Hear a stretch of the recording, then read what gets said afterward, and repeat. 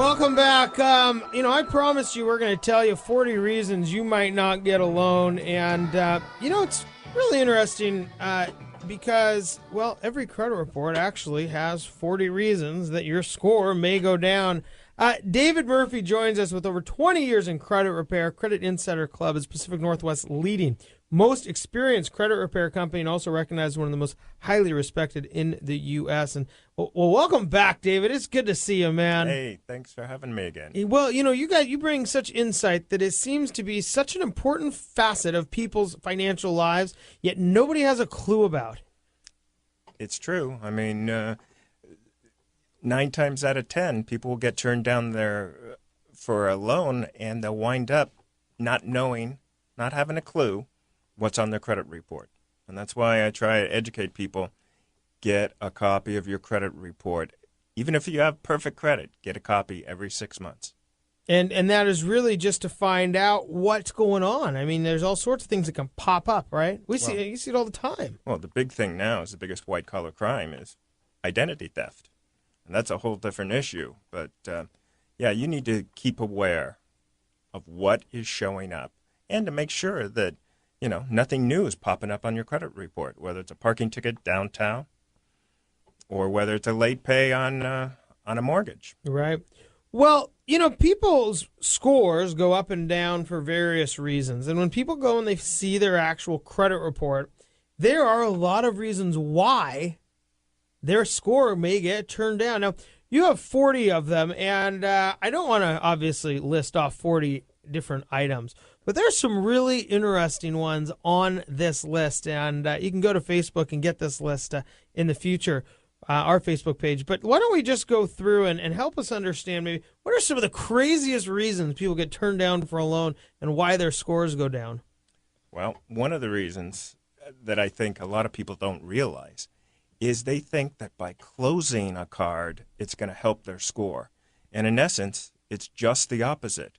The older the card is, for the length of history that you've had it, it is the most widely used as far as your credit history is concerned. 35% of your credit history is your payment history, okay? The length of time you've had a card.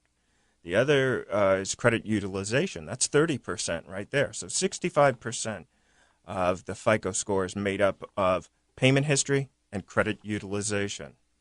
And so when you start thinking about that 65%, there's not a lot of, that's a significant portion. And so really that credit history is making sure you make your payments on time. And you even, you mentioned the balances you carry. So what I find to be really interesting is, you talk about the 40 reasons. One of them is you have too high of a balance. The other one is you're not using your credit card enough. Yeah. You can be turned down for a loan for not using your credit cards on a regular basis, or revolving, or not having an installment account, closing a credit card, or having a credit card closed by the credit grantor, which is something I always try and get removed or get to say closed by consumer. No, I closed it, the consumer, instead of the creditor. And that's a big difference then, right? It can be. You see a lot of it from not using the card. If you don't use a card for 7 years, they're going to close it down on you for lack of use. And you may be unaware, and you pull up your credit report, and the next thing you realize, it says closed by credit grantor. So that's obviously one that's that's interesting. There's some that are really obvious on this list. The amount you owe on accounts is too high, the level of delinquency on accounts. But then you kind of get into some of these deeper ones, which seem a little crazy. Things like the lack of recent installment loan information, right? This is number 32. Yeah. So if you're not buying cars and TVs on installment, your credit goes down. Couple of points. People don't realize if they go out and they go car shopping, this happens to a lot of people. If you go car shopping this weekend and you go to 4 to 5 different dealerships, they're going to go to 4 to 5 different banks. Suddenly, on a weekend, you've got 25 inquiries. Well, that's going to cost you 3 to 5 FICO points per inquiry. So now you've just screwed up your credit 50 to 100 points in one weekend. And now you go try to buy that car a few days later, and now your scores drop, so you can't get the loan you want. And one of the reasons code is going to be too many inquiries. Even if you're not using the credit. Yeah, catch 22. So when you get a mortgage report, they're going to have the 3 FICO scores. Under each FICO score, it's going to list 4 different reason codes. This is why the score is the way it is. Okay, and the reason codes, there's 40 different. So that's what you want to do first. I mean, I got a client here. He's got a 791 score, and it says too many. Which is essentially perfect credit. Basically. On that credit report, yes, he's perfect. There's a collection on another credit report that's not on that particular credit report, and his score is 698. Well, that's a big difference. That's 100+ points. Well, and it can be a big difference in the interest rates you're paying, and this is why it just seems to be so difficult for people to manage on their own. And that's why they need to pull up a credit report. Like I said, every 6 months. You want one for free? Go to annualcreditreport.com. You want credit score? You're going to pay a little bit more. Here's some other interesting ones out of this top 40 reasons people don't get loans, or why their scores go down. Too few accounts with recent payments. Now, that doesn't mean that you're not paying your bills. That just means that you don't have anything to pay. Yeah.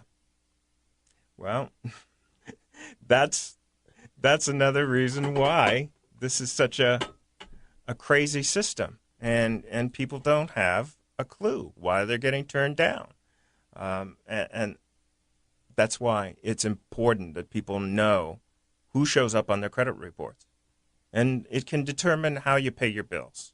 You know, whoever shows up on your credit report, you pay them first. We're here with David Murphy, Director of Operations with Credit Insider Club Credit Repair.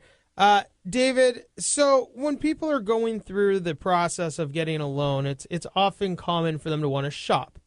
You even mentioned it about going to a car lot or 5 car lots, and you're trying to figure out what financing you can get. Where would you say some good tips are then to avoid those inquiries? I mean, I guess go to your bank to get the financing as opposed to the financing department, so you can. I mean, there must be other ways so you're not just letting everybody pull your credit. When you know ahead of time what your score is, then you have the power to go in there, whether it's a bank, whether it is a car dealership, and tell them, I don't want my credit report pulled. I want to do all the negotiation up until that point. Here's what my scores are. What kind of financing can you get? Okay, don't let them pull it randomly, because they will pull it 4 to 5 times. And if you're getting turned down at one dealership, don't think the other dealership you're going to has different information. Got to call Pierre Money Mart. No credit? Yeah, whatever you have, man. You can have all 40 of these issues on your credit. I think Pierre Money Mart gives you money.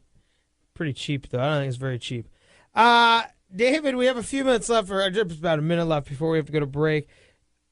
When people then have these issues on their credit and they turn to somebody like you to help them, what are the steps you take them through to help them improve their credit score?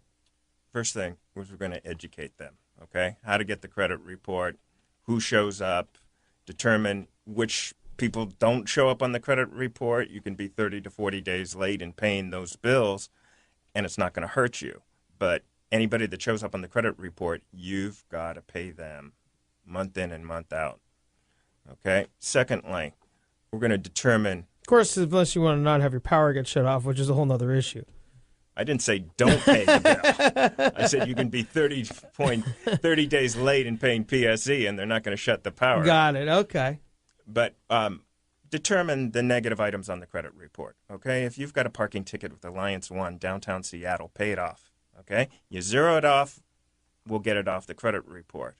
But if you're trying to get out of paying a collection judgment tax lane without it being paid, it ain't going to happen. And if it does, it's going to be the Band-Aid approach, which is, I don't recommend that at all. Because whether it's 3 months or 3 years, the likelihood it's going to come back on the credit report. You zero something out, then the likelihood Once it's off, it's off. Well, David, we have to go to break. Thank you so much for joining us. When we come back, Heather Moore is joining us, along with the rest of the crew, Michael Busaka, Faith Sheridan, and David Murphy. We'll be right back after this break. You're listening to Brashonomics.